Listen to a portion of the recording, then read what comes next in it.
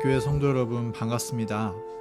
2024년 1월 26일 금요일 새벽기도에 오신 것을 환영합니다. 함께 기도하겠습니다. 하늘에 계신 하나님 아버지, 하루를 시작하는 시간을 주님을 만나는 거룩한 시간으로 보낼 수 있도록 인도하여 주시니 감사합니다.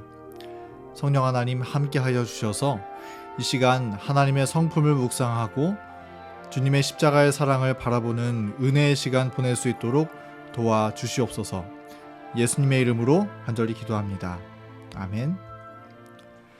오늘은 부조와 선지자 1장 죄가 용납된 이유 5번째 시간 영원한 안전장치라는 제목으로 말씀의 은혜를 나누고자 합니다. 함께 본문 말씀 읽겠습니다. 부조와 선지자 43페이지입니다. 사단의 반역은 앞으로 오는 영원한 세월을 통하여 우리에게 우주의 한 교훈, 즉 죄의 본질과 그 무서운 결과에 대한 하나의 영속적인 증언이 될 것이었다.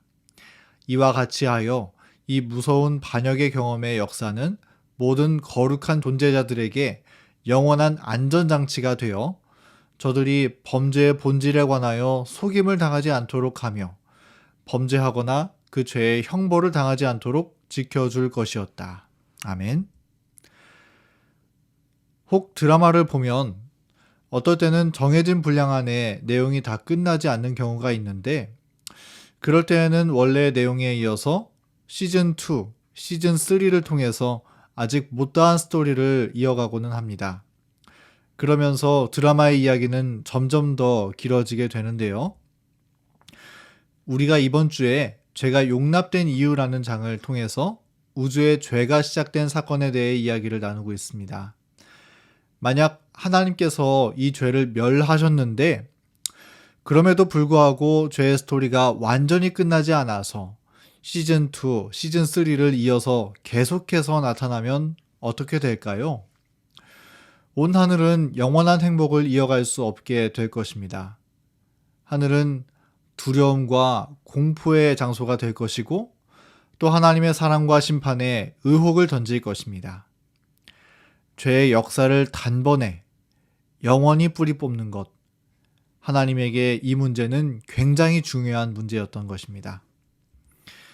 사실 하나님께서는 하늘에서 범죄한 루스벨을 당장에 멸하실 수도 있으셨습니다. 그러나 하나님께서는 그렇게 하지 않으셨는데, 만약 하나님께서 루스벨을 곧바로 멸하셨다면 하늘은 하나님의 사랑을 의심하고 그분을 두려워서 따르게 되었을 것이기 때문입니다. 그리고 사단이 심어놓은 그러한 의혹의 씨앗들이 여전히 남아서 자라고 자라서 다시금 시즌2, 시즌3의 죄의 스토리가 반복되어 나타날 것이었기 때문이죠. 그러므로 하나님께서는 이 죄의 문제를 근본적으로 뿌리 뽑아 해결하기를 원하셨던 것입니다. 바로 이 죄의 문제를 근본적으로 뿌리 뽑기 위해서 하나님께서 마련하신 방법은 온 우주의 평안과 행복을 다시는 죄가 위협하지 못하도록 이른바 영원한 안전장치를 세워두고자 하신 것이었습니다. 하나님께서 어떠한 방법으로 이 영원한 안전장치를 세우셨나요? 먼저 주님은 죄의 본질이 온 우주 앞에 드러나도록 허락하셨습니다. 부조와 선지자 42페이지입니다. 비록 그가 하늘에서 추방되었을 때라도 무한하신 지혜자는 사단을 멸하지 않으셨다. 무궁한 세대를 통한 온 우주의 복지를 위하여 사단이 그의 원칙들을 더욱 충분히 발전시켜서 하나님의 정부에 대한 그의 비난을 모든 피조물이 바른 시각에서 볼 수 있도록, 그리고 하나님의 공의와 자비와 그분의 율법의 불변성에 대하여 영원히 조금도 의심의 여지가 남지 않도록 해야만 했다. 하나님께서는 사단이 범죄했을지라도 사단을 바로 멸하지 않으시고 죄가 번성하는 길을 허락하셨습니다. 이것이 시간이 걸리고 수많은 피가 흘려지는 일일지라도 그렇게 하심으로써 죄가 얼마나 잔혹하고 극악무도한 것인지를 온 우주가 지켜보고 올바르게 평가할 수 있도록 하신 것이 하나님의 방법이었던 것입니다. 그러나 그것만으로는 충분하지 않았습니다. 단지 죄가 얼마나 악한 것인지를 드러내는 것만으로는 우주의 죄악이 근절될 수 없었습니다. 죄악이 완전히 끊어지기 위해서는 사단의 주장으로 말미암아 왜곡되고 의심을 받는 하나님의 사랑의 성품이, 하나님의 율법이 진짜 사랑이고 의롭다는 사실을 온 우주 앞에 드러나 보여야 했었던 것이죠. 그래서 하나님께서 선택하신 방법은 이것인데, 온 우주를 주관하시고 사랑의 율법을 창시하신 분, 당신을 사랑이라 선언하시고 사단의 의혹을 받으시는 당사자이신 하나님의 아들께서 십자가를 통해서 사랑을 나타내 보이신 것입니다. 그래서 하늘에서 범죄가 시작되었을 때 단지 죄만 퍼지게 되었던 것이 아니라 하나님의 아들께서 이 땅에 내려와 죽으실 것이라는 하나님의 계획인 구속의 경륜이 동시에 선포되었던 것입니다. 하나님께서 친히 고안하신 영원한 안전장치는 바로 이것이었습니다. 우리가 너무나도 사랑하는 말씀, 요한복음 3장 16절입니다. 하나님이 세상을 이처럼 사랑하사 독생자를 주셨으니 이는 그를 믿는 자마다 멸망하지 않고 영생을 얻게 하려 하심이라. 하늘 아버지께서는 당신의 사랑으로 인해서 당신의 아들을 이 땅에 보내서 십자가에 달려 죽으시는 결정을 하셨던 것입니다. 어제 저희 아기가 예방접종을 했는데요. 얼마나 아팠는지 눈이 뻘겋게 되어서 울고 있더라고요. 그런데 그 모습을 보면서 저희 아내가 마음이 너무 아파서 같이 울었습니다. 이 땅에 사는 우리 부모들도 자녀의 작은 아픔에 마음이 이렇게나 미어지는데, 하나님의 아들과 영원 전부터 함께 하셨던 아버지 하나님께서 하나님의 아들을 십자가에 내어주신다는 그 하나님의 사랑은 얼마나 높고 위대한 사랑의 결정입니까? 하나님의 아들이 당신의 생명을 바친 갈바리 십자가, 바로 이 십자가에서 온 우주에 완전하신 하나님의 사랑이 밝히 비추이게 되었던 것입니다. 그리고 하늘에서 사단이 시작한 잔혹한 죄악 때문에 하나님의 아들이 십자가에 죽으셨다는 사실을 보면서 사단의 정부와 죄의 본질이 또한 완전히 드러나게 되는 것이죠.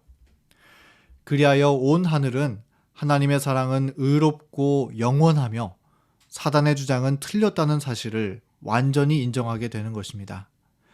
바로 이 사실로 인하여 주님이 지신 십자가를 우리는 영원한 안전장치라고 부를 수 있는 것입니다.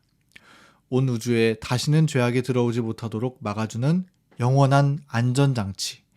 예수님은 이것을 위하여 십자가에 달려 죽으신 것입니다. 우리가 나중에 하늘에 올라가면 모든 죄의 흔적은 사라지고 맙니다. 심지어 죄에 대한 기억도 사라지게 되는데, 그럼에도 불구하고 영원히 남아있는 단 한 가지 죄의 흔적이 있습니다. 그것이 무엇일까요? 그것은 바로 예수 그리스도의 못자국 난 손과 발입니다. 온 우주는 주님의 이 못자국 난 손과 발을 보면서 당신의 생명을 아끼지 않으신 한없는 사랑을 기억하고 찬양할 것입니다. 그리고 바로 이것이 영원한 안전장치가 되어서 두 번 다시 주님을 십자가에 못 박을 수 없다는 사랑의 마음을 마음에 새기게 되는 것이죠. 그러므로 로마서의 말씀처럼 누가 우리를 이 그리스도의 사랑에서 끊을 수 있겠습니까? 그럴 수 없는 것입니다. 우리 교문이교회 성도 여러분, 이러한 하나님의 놀라우신 사랑을 우리 한순간도 떠나지 않게 되기를 간절히 바랍니다. 우리도 이 하나님의 사랑에 참여함으로 이 땅에서 오직 주님의 이름을 높이고 주님 재림하실 때 주님과 함께 영원히 하늘에 거하는 기쁨을 누리게 되는 저와 여러분 되기를 간절히 바라면서 오늘 말씀을 드리겠습니다. 함께 기도하겠습니다. 사랑의 아버지 하나님, 하나님의 아들의 생명도 아끼지 않으신 주님의 놀라운 사랑을 인하여 감사드립니다. 오늘 하루 주님의 사랑을 기억하고 증거하는 삶을 살 수 있도록 인도하여 주시고, 주님의 나라 오실 때 우리도 하늘 찬양대에 합하여 하나님의 사랑과 의로우심을 소리 높여 찬양할 수 있도록 우리를 인도하여 주시옵소서. 예수님의 이름으로 간절히 기도합니다. 아멘. 오늘의 기도 제목입니다. 첫 번째는 교회 환우분들을 위해서 기도해 주시기 바랍니다. 두 번째는 이번 주 안식일 예배를 위해서 기도해 주시기 바랍니다. 세 번째는 이번 안식일이 윤주선 목사님의 고별 설교가 있는 안식일입니다. 목사님을 위하여서 또 새로 오시는 박명서 목사님과 전주명 전도사님을 위해서 함께 기도해 주시기 바랍니다. 2024년 교문익교회 선교와 예배 부흥을 위해서 함께 기도해 주시기 바랍니다. 그리고 개인의 기도 제목을 두고 음악이 마칠 때까지 함께 기도하는 시간 갖도록 하겠습니다.